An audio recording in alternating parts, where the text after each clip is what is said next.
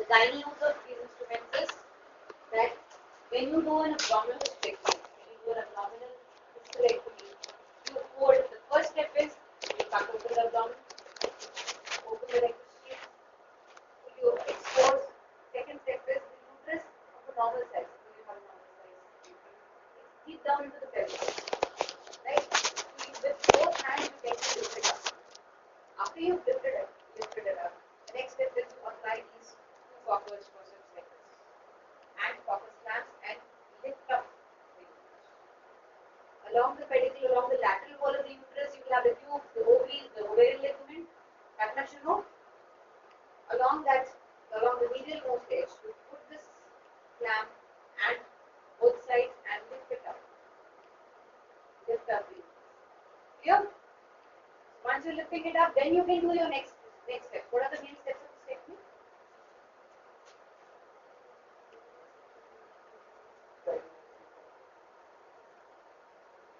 Three main clamps. You should know at least about 3 main clamps. I tell you. Next one. Cocker's forceps is used for that also.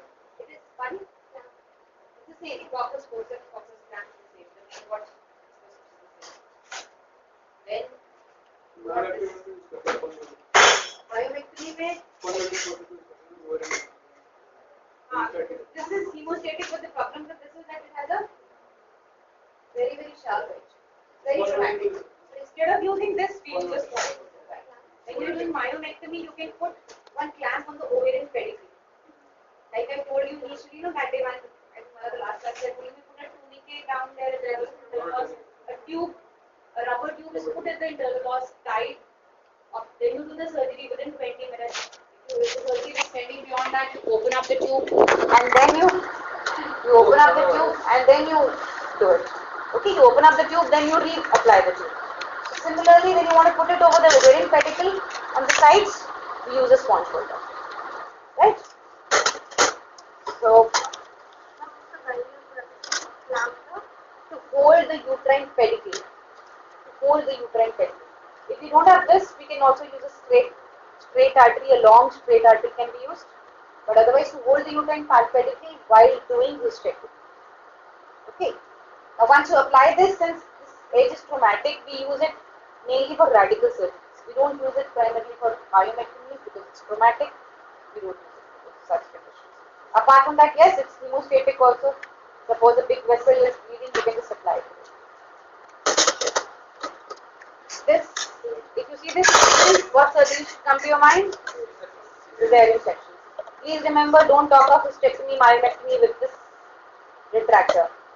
We have a, what is the name of this retractor? Doyne's retractor. We have a Devers retractor, which is for the other surgeries. When you're doing a cesarean section, the uterus is much more higher up. So you need to retract less deep. But if you're doing a hysterectomy or a myomectomy, there it's almost a normal sized uterus which is deep down into the pelvis. So there you need a much deeper, a long straight retractor is used, which is called as a Devers retractor. A Devers retractor. It's a surgical retractor. I'm sure you would have seen it in your surgery, right? Doyne's is very, very classically for cesarean section. And the other instrument which should come to your mind when we talk of cesarean is this. This is a green Armitage forceps. Remember this, the shape is very, very typical, you can't forget it. Green Armitage forceps, it's hemostatic forceps. It is used to hold the cut edges of the uterus. To hold the cut edges of the uterus, once you cut open the uterus, take the baby out, hold it. Then wait for the placenta to expel out so that it's helpful in preventing the blood loss. Clear? Clear? Green Armitage forceps. Whenever we talk of it, we stop. Whenever we talk of a cesarean, this should come to your mind. What else can you use if you don't have green Armitage? Yes, you can use Alice. We don't have the big Alice, we have a small Alice here. Alice, it's a tissue holding forceps. The edges of the uterus can be held with this forceps also. Apart from that, if you don't have an Alice also, you can use a sponge holder.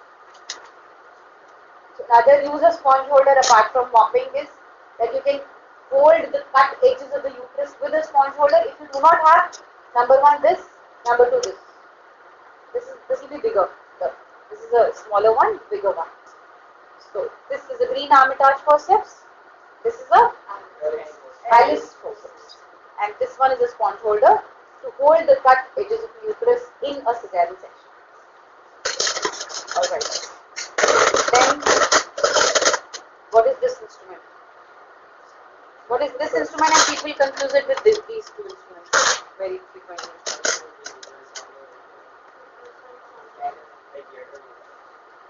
Yeah, this is not a sound. This is it's a hollow tube, kind of a suction. So it's a catheter.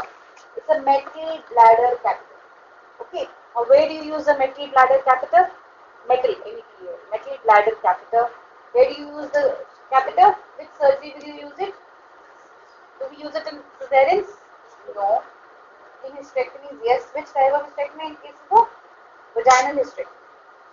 Indeed, one of the first steps, if you've ever seen a vaginal hysterectomy, is you put in this metal catheter, empty the bladder.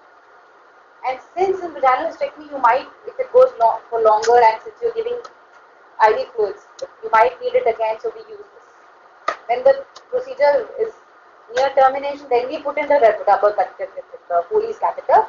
But before that, we'll be using this because this can be used, it can be sterilized, it can be used multiple times, and it's safe. Once it's sterilized, it's good. Right? So this is a metal bladder catheter. What is the normal female urethra's length? 4 centimeters. The normal length of female urethra is just 4 centimeters. Okay.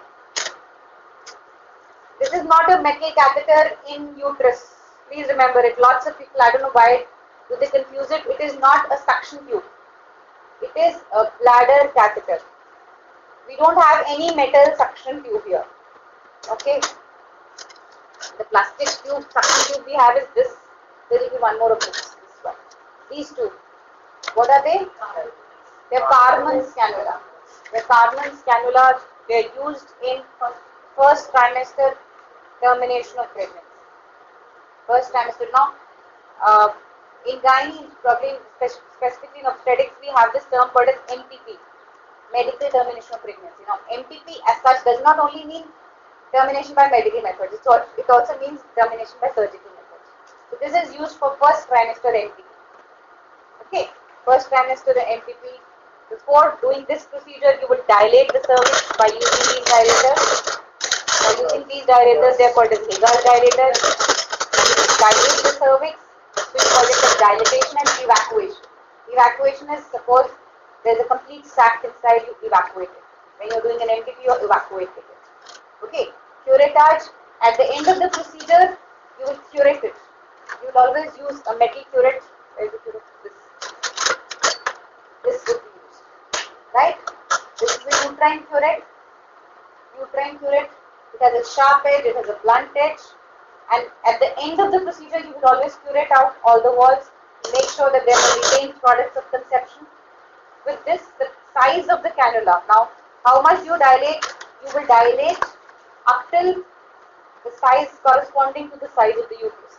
All these dilators have a size. This one is 10, this one is 9. This is two sizes, 1 and 2, right? So, depending upon the size of the uterus, corresponding to the size of the uterus, you will dilate the uterus, and corresponding to that only, you will use this Carman's cannula. Suppose you have a 6 weeks uterus, you will use number 6 Carman's cannula. So, in 8 weeks uterus, you can use number 8 Carman's cannula, and so forth. Okay. What about this? This is a number 4 Carman's cannula. In our hospital, we are using it to do endometrial aspiration cytology. We are using it for endometrial aspiration cytology. In ideal circumstances, we would need a Pippel's cannula, P-I-P-E-L-L-E-S. Pippel's cannula, which is most suited for it, which is again similar to this. 4 weeks means a normal size uterus almost. When you diagnose pregnancy, do you diagnose it at 4 weeks? How many weeks exactly do you diagnose it?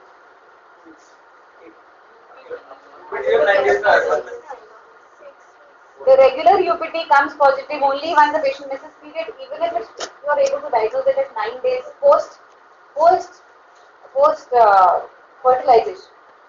Post-fertilization, 9-10 days. The recent UPTs, the very recent UPTs that come, where you can diagnose it after around 9-10 days post formation of the embryo, which will be around say 25th day of the cycle.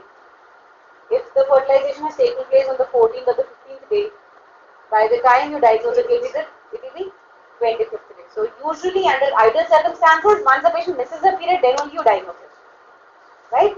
Which is usually a 28-day cycle or a 30-day cycle. So invariably you diagnose it at around 4 plus 2 or 4 days, 2 weeks or so. So usually at 4 weeks we don't even diagnose it yet. So this will be for almost a normal sized uterus.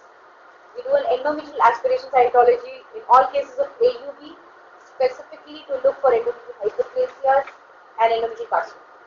Clear?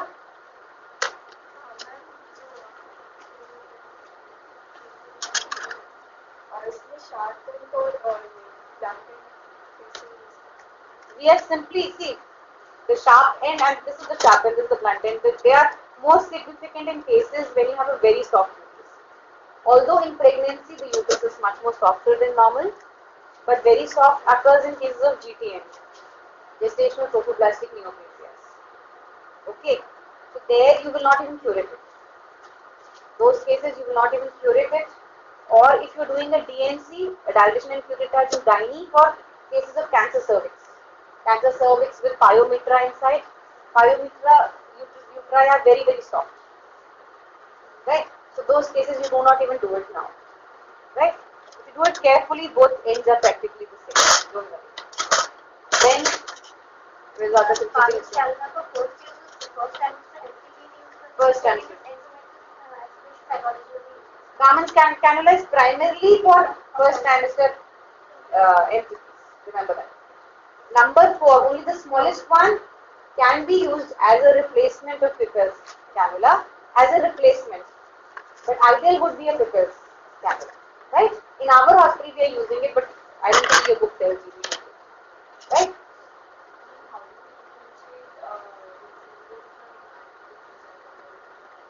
Anterior vaginal withdrawal retractor is huge. It's got very blunt. It's got major thickness.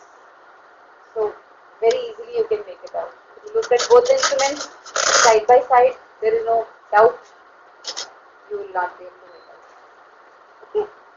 Then the other confusing instruments are these. These two instruments are same. This got broken, so we got another new one. Okay. The top edge is broken. This is just a stiletto to clean it. Okay. So people tend to get confused by this also, I don't know. This is an endometrial biopsy curette, a Sherman's endometrial biopsy curette. Sherman's endometrial biopsy curette, over here it's broken. Over here it's intact. Sherman's endometrial biopsy curette. This is, now then in this case you should know what are the indications for endometrial biopsy. Okay, you insert it, attach a 50cc syringe over here, give a suction, take it out. And basically the same procedure as an endometrial aspiration cytology, or you can cure it out also a little bit, get whatever amount of endometrial tissue you can get, you do it. Now what are the indications of endometrial biopsy? Primarily for infertility cases. Infertility cases would mean, one is to know the type of endometrium.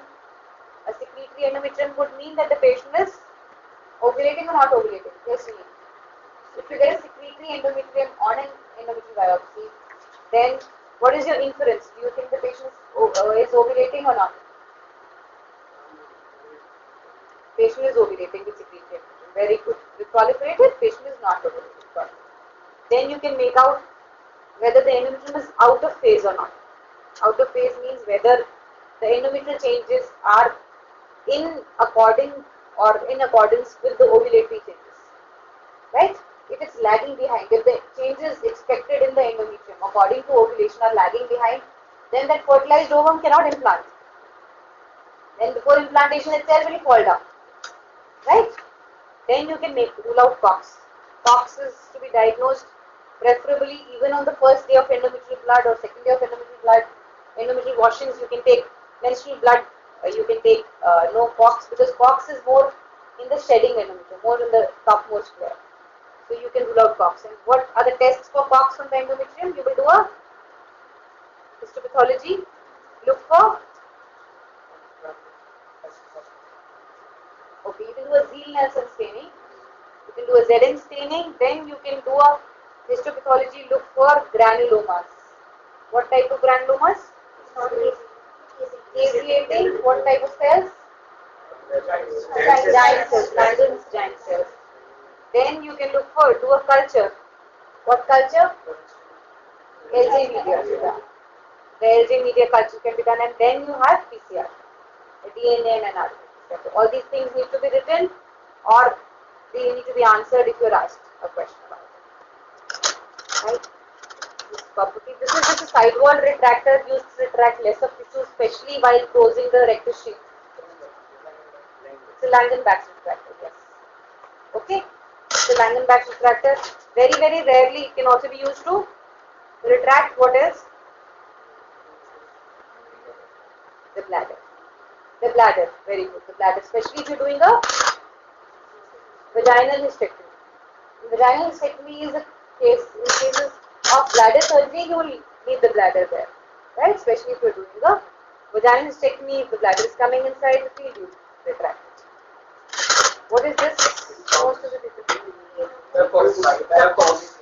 okay, now sound. Just before I finish off the sounds, there are two sounds which we have here. One of them will have markings. This one has markings, that this one is uterine. The one without markings is the bladder sound. Right? You will not do sounding in case of a pregnant uterus, otherwise you will perforate it. Pregnant uterus, you will not do a sound. You will never sound the uterus. Sounding, what is the purpose of using the sound? One is the length of the uterus in the cervix. The uterocervical length can be measured. Second is the direction of the cavity. Right?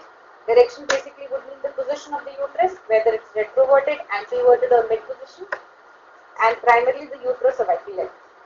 Especially in cases of, okay, in case of where all do you use it? Use it in case of IUCD insertion, where you can use this as a sound. This one can be used as a sound in case of an IUCD insertion. What else? Where else do you need to use? Even before treating prolapse. In cases of Manchester, what is Manchester or a Fothergill surgery? In case of Fothergill repair, what do you do? Very good. We amputate the cervix. We cut off the cervix, no? So there you will need to know the length of the cervix. How much is the length? How much more is the length as compared to a normal 2.5 inches length? So that you cut off the extra part. Clear? Because there's no point in having such a long cervix. You should know exactly where to cut and where not to cut. Right? In those cases where you're leaving the uterus inside. Yes? This one doesn't have any markings. Just remember that. This one is a bladder sound, this one is a uterine sound. Yeah? And any other indications of using this sound? One is in case of Fothergills, then is an IUCD insertion, then all cases of dilatation and curettage done for gynae. Dilatation and curettage, fractional curettage, differential curettage, all those done for gynae indications. And the commonest gynae indication is, what would be the commonest gynae indication when you want to do a dilatation and curettage or a fractional curettage? AUB. Now AUB, you can do an endometrial aspiration cytology if the patient presents to you with abnormal uterine, but you can also do a dilatation and curettage. Okay, a dilatation and thorough curettage. Therapeutic curettage is also done in cases of AUB if the patient is bleeding too much. You do a therapeutic curettage, curate out all the endometrium for the time being, so that the patient doesn't bleed too much. Okay. Adenomyosis just for doing a DNC.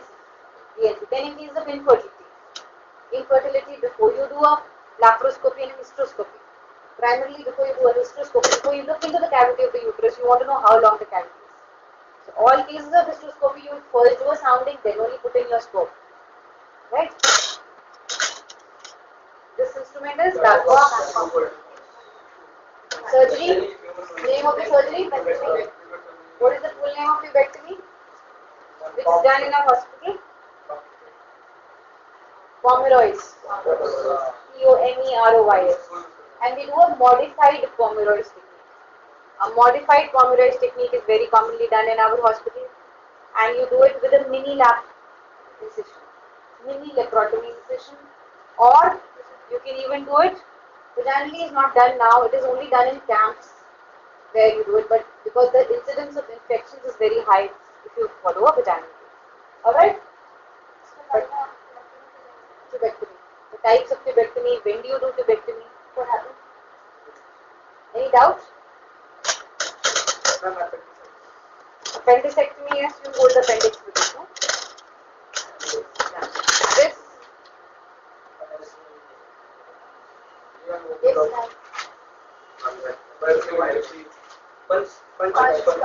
Punch biopsy. You take a punch from the endometrium, you will take a chunk out and you will create a hole there. You can't do it with the endometrium, you do it with the cervix. Or maximum with the vagina. Okay, if there's a growth in the vagina or the cervix, you will do this. Right? And where do you take a punch? The commonest question asked is this. Very good. At the edge of the lesion. At the edge of the lesion, if you take it maximum from the area of the growth, then the result would come out to be necrotic tissue. Ideal would be from the edge of the tissue, edge of the growth, so that you can make out the degree of infiltration. Clear? So edge of the lesion is taken. A punch biopsy is very important in all cases of CA cervix. Maybe grossly itself you can make out that this is a CA cervix, but all cases of CA cervix, a punch biopsy is a must. So your viva can go towards CA cervix. This is a straight artery forceps, hemostatic primarily. What is this instrument?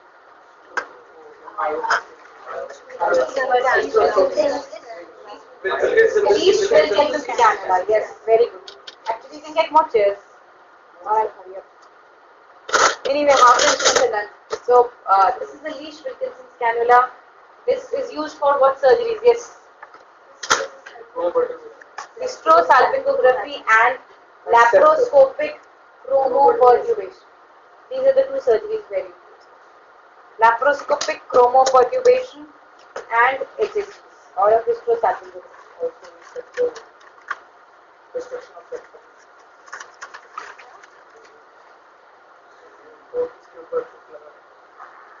In case of destruction of septum or in case of a puboplasty, the only use of this instrument there would be that you again infiltrate the dye. Infiltrate the dye with this. See that yes, the one side of the cavity is blue. Destroy the septum from. Start cutting the septum from the other side. Once you leave the blue area, you know that you leave the other cavity. Similar is the procedure done in case of puboplasty. Puboplasty basically means reuniting the tubes. Reuniting the tubes for those tubes which are being inflamed or surgically tied up. So what we do is there again we instill the dye, keep on cutting till the time you reach the blue mucosal layer of the tube. Okay. Anyways, for you people, just remember you use it in HLG and laparoscopic CCD. Chromopertubation. Okay. That's enough. Even if you say that, that's enough. What is this? Teetles. Where do you use teetles? Yes, transfer the instruments from the sterile drum to the examiner, to the person who is examining the patient. So to transport the instruments, it's used in all surgical OPDs, ENT, etc., surgery, whatever surgical OPDs you have. Okay. Then this is a tissue holding forceps. What is this? Manipulator. The uterine manipulator. Where do you use the uterine manipulator? If you are doing a laparoscopic surgery. Other surgeries, if you are doing an abdominal surgery, other normal surgery, you can hold the uterus. But if you are doing a laparoscopic surgery, you can't lift up the fundus of the uterus. So you hold this area, whatever surgery, whatever laparoscopic surgery you do, the diagnostic laparoscopy, in all non-pregnant patients. Otherwise, this is very sharp. It can perforate a pregnant uterus. Pregnant uterus is very soft. Please remember, there's this, I think, second or third chapter in your books, in your dattas, which tells you about signs of pregnancy. The Hagars, the Chadwicks, etc. etc. Osianders. Please read that up. That is very, very basic, very important for your vivas, even for your long cases. All cases can end up in that. Those signs of pregnancy, Osianders, Lagos, etc. What is this? Ovum forceps. Never used to hold the ovary. It is used to take out the products of conception. This does not have a catch here. Like the other instruments, it doesn't have a catch here. Yeah, why? Because by mistake, when you're taking out the products of conception, if you've held the endometrium or the part of the uterus, you can cause necrosis. You can cause an ischemic necrosis of the tissue. No, so it doesn't have a catch here. You just hold the product and take it out. Especially if the baby is a bit bigger, if the baby is towards 8 weeks, 9 weeks, 12, in and around 11, 12 weeks when they're bony particles, you can take them out. Sometimes it doesn't come out through the regular suction. Garments can be done. Okay, so this is an ovum forceps, no relationship with the ovary. Okay, used to take out the retained products of conception.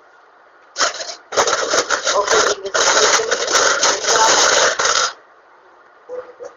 Boney's myomectomy clamp. Where's the myoma screw? Is it there in the bag? Myoma screw is not there.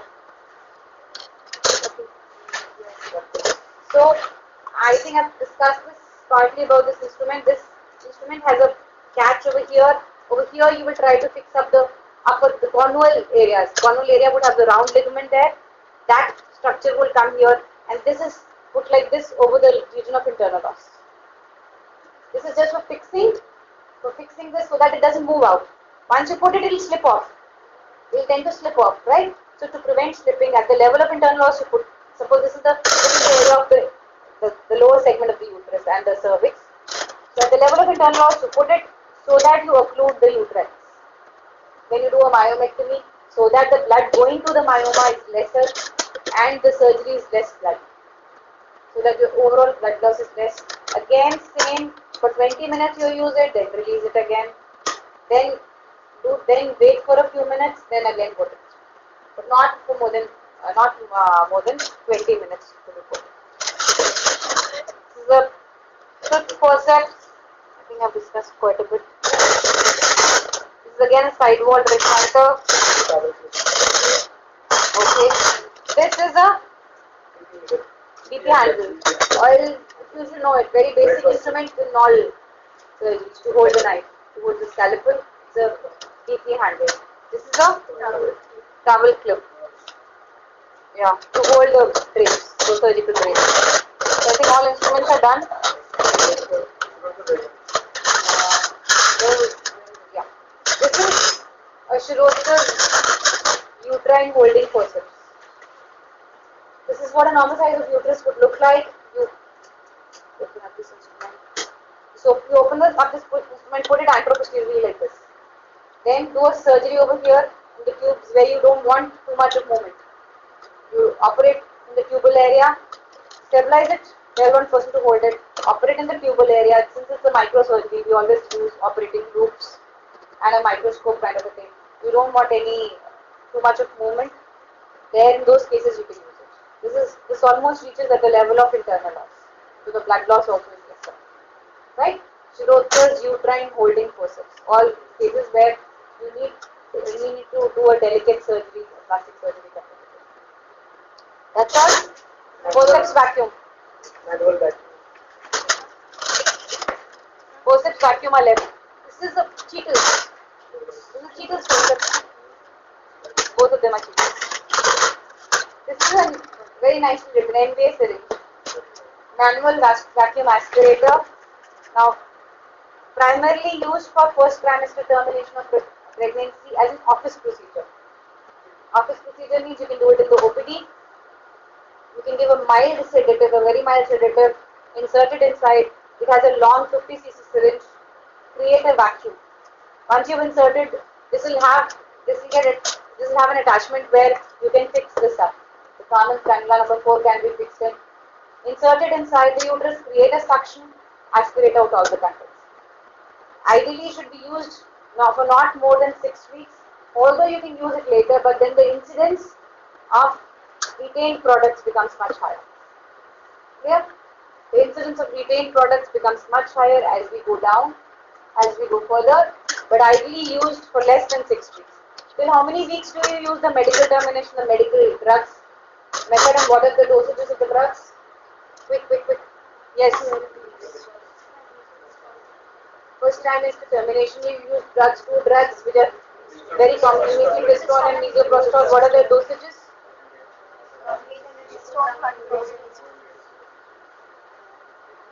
First you use meso or mifi. First is mifepristone in a dose of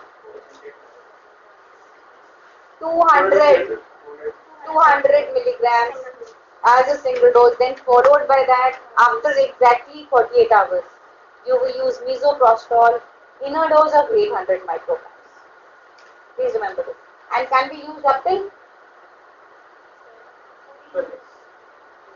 at just up till 8 weeks. Just up till 8 weeks.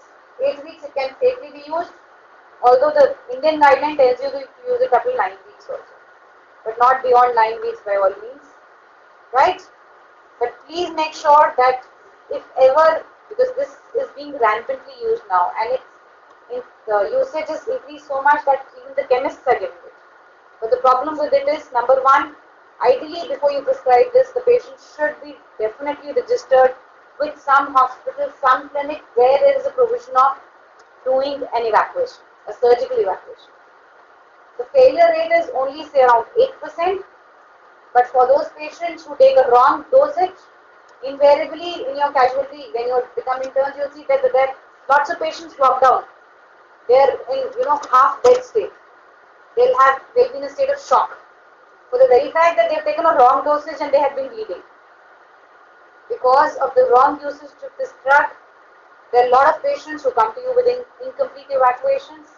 So please make sure that if tomorrow you're asked by some of your colleagues, some of your friends, some of your relatives, please tell them to get registered with a gynecologist.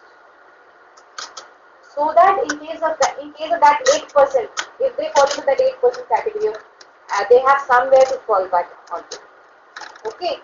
Although 94%, it has a very good success rate of 94%, but still you can never pinpoint and say that this patient is going to be in that 8% category. Alright? So please remember 8 weeks is what we follow. Although Indian scenario you can use it up to 9 weeks also, and the dosage is mifi first in a dose of 200 milligrams followed by 800 micrograms of misoprostol. Right? Common side effects, common uses, indications, when do you give it, when do you not give it. At your level you should know when do you not give it. I always stress on the contraindications for the very fact that, especially with undergraduates, they tend to have half knowledge and then they go and tell people. So what happens is, at least those contraindications you should know at your level. Which patient you're strictly told not to give. Okay. So, very, very practical. So learn up all that. Learn up medical abortions also, because it's in the drug tray. It's there for your theory. It's there for your lots of things in your first trimester termination of pregnancy. Your Viva also can be asked. Okay. Yeah. The advantage of medical method is no surgical intervention, so very less chance of infection. Primarily infection.